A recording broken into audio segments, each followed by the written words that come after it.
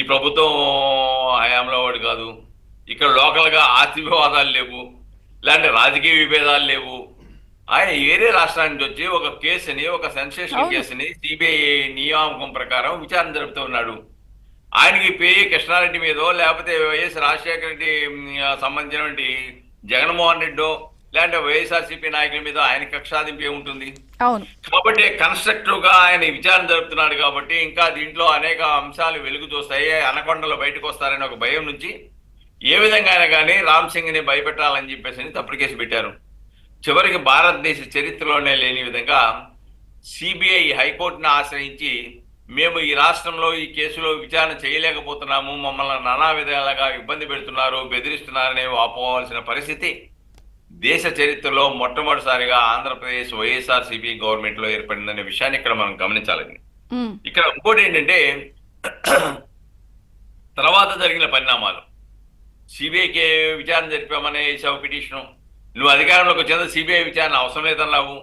CI శంకరయ్యని suspend చేసి విధి నిర్వహణ లోపానికి పాల్పడడానికి ప్రమోషన్ ఇచ్చావు.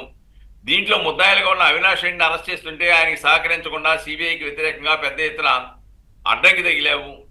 సిబిఐ విచారణకి సహకరించలేదు. చివరికి నీ చెల్లెలే ఈ రాష్ట్రం నుంచి ఈ రాష్ట్రంలో సక్రమంగా విచారణ జరగదు, వేరే రాష్ట్రానికి బదిలీ చేయమని చెప్పేసి కేసును వేరే రాష్ట్రాలకు బదిలీ చేయించుకున్న పరిస్థితి ఏర్పడింది. చివరికి నీ చెల్లెలే నాకు నా కుటుంబానికి రక్షణ లేదని చెప్పే పరిస్థితి. దస్తగిరి లాంటి వాళ్ళు నాకు నా రక్షణ లేదు, నాకు రక్షణ కావాలని సాక్షులు కూడా వాపోయే పరిస్థితి.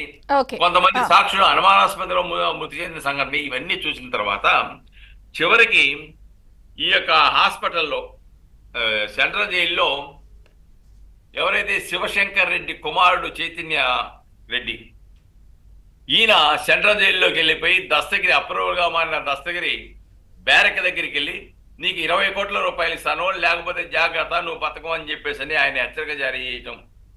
దానికి ఆనాటి ప్రభుత్వం జైలు అధికారులను ఉపయోగించేసి అనుమతులు లభించి చేయటం. ఇవన్నీ చూసిన తర్వాత ఈ కేసును నీరుగార్చడానికి, ఈ కేసులో ముద్దాయిలను రక్షించడానికి ఆనాటి వైఎస్ఆర్సీపీ ప్రభుత్వం శక్తి వంచన లేకుండా అధికారాన్ని అడ్డబెట్టుకుని అన్ని రకాలుగా దుర్వినియోగానికి పాల్పడ్డారు. అన్ని విధాల దుర్వినియోగం. అంతేకాకుండా ఇప్పుడు విచారణలో పిఏ కృష్ణారెడ్డి ఇచ్చినటువంటి కేసు అది వాస్తవ విరుద్ధమైనది, ఫిర్యాదులో అంశాలు వాస్తవాలు కాదు అని చెప్పారు.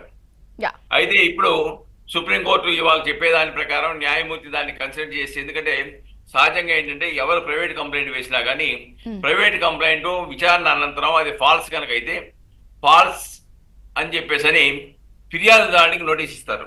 ఆ విధంగా కూడా ఇక్కడ పిఏ కృష్ణారెడ్డి పైన కూడా చర్యలు ఉండొచ్చు.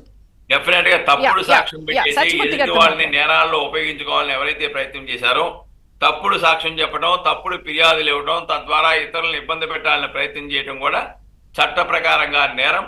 దాని ప్రకారం వాళ్ళు కూడా ప్రాసిక్యూషన్ కు గురవలసిన అవసరం ఉంది. తప్పుడు ఫిర్యాదు. మేడం గారు, సీనియర్ జర్నలిస్ట్ సత్యమూర్తి గారితో మాట్లాడదాం. సత్యమూర్తి గారు నమస్తే అండి, బ్రేక్ఫాస్ట్ న్యూస్ కి స్వాగతం.